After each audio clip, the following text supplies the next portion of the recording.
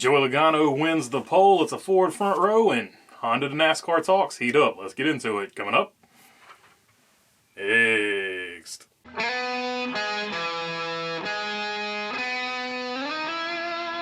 What's going on, everybody? Hope you're doing good today. All right, first things first, we need to get into it.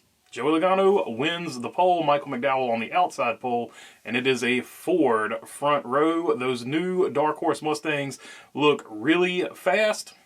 Not only that, but if you look at the Penske Alliance in particular with Front Row Motorsports, the Wood Brothers, and Penske itself, they have 4 cars in the top 10. So the Penske Fords in particular are very fast. You know who's not fast though? The Toyotas. The fastest Toyota in qualifying was Erik Jones. I think he was 20th or something like that. But before everybody gets up in arms and is like, oh, they're, you know, whatever. Typically the Toyotas, I'm not going to say they sandbag, but they sort of do not worry about qualifying for the Daytona 500, at least in recent years.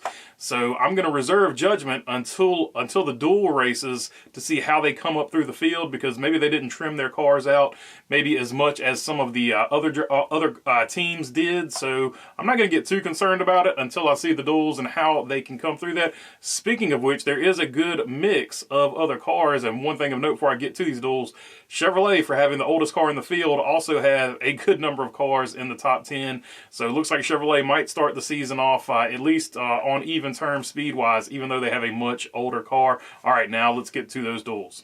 Duel 1 is going to be Joey Logano, Kyle Larson, Chase Elliott, Austin Dillon, Ross Chastain, Todd Gilliland, Ryan Preece, Chris Buescher, Alex Bowman, Daniel Suarez, Anthony Alfredo, Erik Jones, Daniel Hemrick, Martin Truex Jr., Ty Gibbs, Ricky Stenhouse Jr., Corey LaJoie, Jimmy Johnson, Tyler Reddick, Carson Hocevar, and JJ Yaley. And in that particular duel, you're going to have 3 out of the 4 HMS cars. You're going to have 2 Trackhouse cars, 2 Legacy Motor Club cars, 2 JGR cars, and 2 Spire cars. So there's sort of your teammates there. In that particular heat, you're also going to have 5 Toyotas, 4 Fords, and 12 Chevrolets. So if you're just looking at the numbers, that one right there looks like it's lining up to be a Chevrolet. They'll have the advantage number-wise, I guess is the best way to say it. In particular, Hendrick, like I said, with 3 out of their 4 cars in that one. So if that factors into your odds, however you're doing your odds, then Hendrick maybe on that one. All right, duel number 2 is going to be Michael McDowell, Austin Cindric, William Byron, Kyle Busch, Harrison Burton, Riley Herbst, Chase Briscoe, Noah Gragson, Ryan Blaney, AJ Allmendinger, Josh Berry, Brad Keselowski, David Reagan, Bubba Wallace, Justin Haley, Christopher Bell, Denny Hamlin, Zane Smith, John Hunter Nemechek, BJ McLeod, and Kaz Grala. That particular heat, you're going to have 13 Fords, 4 Chevrolets, 4 Toyotas, so it's definitely going to be Ford heavy. And of those Fords in the Penske front row Wood Brothers Alliance, you have 5 cars there. There's 2 Rick Ware Racing Alliance cars there, 3 Stewart-Haas Racing Alliance, 3 Stewart-Haas cars in there, 2 RFK cars, and 2 JGR cars.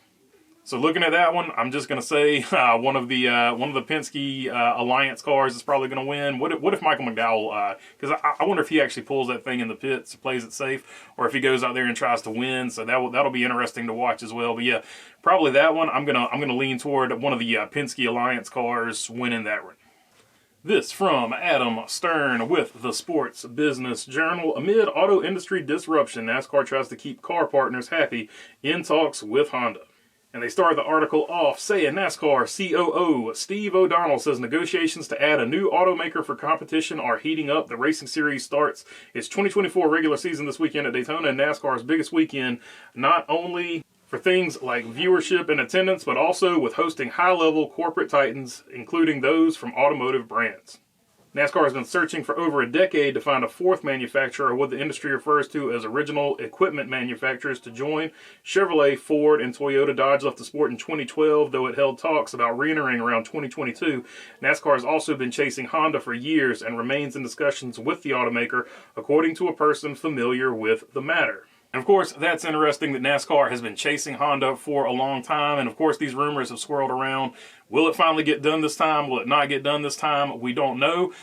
But the article continued, so we will get Honda's side of it Asked about that this week, Honda and Acura Motorsports manager Chuck Shifsky wrote in an email, as part of our role managing America and Honda's motorsports program, we need to investigate all forms of motorsport here in the U.S. and as part of that process, educate ourselves on what race fans are looking for. And with that said, we have nothing new to report in terms of our future motorsports direction.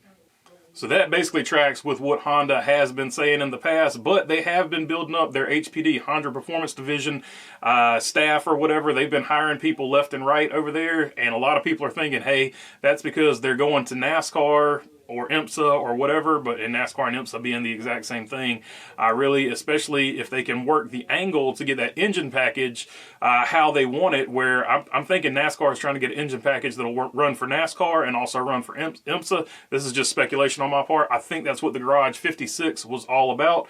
So that could also be the reason that they're trying to keep horsepower low. Honda, you know, all the other manufacturers like, oh, the more horsepower wouldn't be a big deal. Well, they might be trying to keep it low to lure Honda into the sport. That's what I've always thought all along. That's why every time they give an actual excuse for it, I'm like, that's just an excuse. You're just keeping it low to get Honda in there. That's just my thoughts on the matter. The article continued, ask how tough it was to land a new automaker and keep current OEMs happy amid all this disruption. O'Donnell said, the great thing is you talk to our current partners. They've been tremendous, not only with current technology, but in the car, but being very open to new technology, whether it be different engine architecture or what we race. So those discussions are always forward thinking, and our current partners are very open to new OEMs coming in and open to having conversations about that possibility. He said automakers know at the end of the day being in NASCAR sells cars. It's a proven thing. It's a place OEMs want and should be. So Steve O'Donnell sounding very confident there that, you know, OEMs want to be there because they think it sells cars, or it's been proven that it sells cars. So that's an interesting take.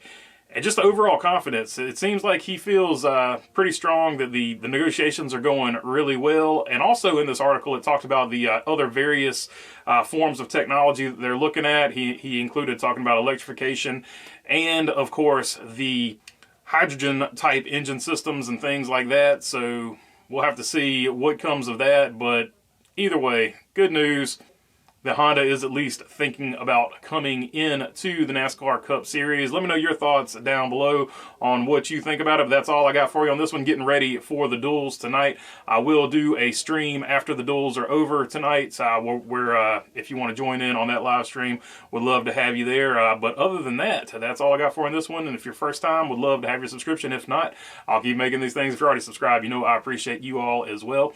If you want to help out the channel, visit the merch store. We do have sweatshirts now, and as a special promotion, the guys at Accelerated Graphics are helping us out. The first 50 to order a sweatshirt, doesn't even matter what color, we're going to throw in a free camo hat. It looks like this right here. So if you're one of the first 50 to order one of those sweatshirts, you will get the free camo hat. All right, that's all I got for you on this one. Thanks for your time. Peace.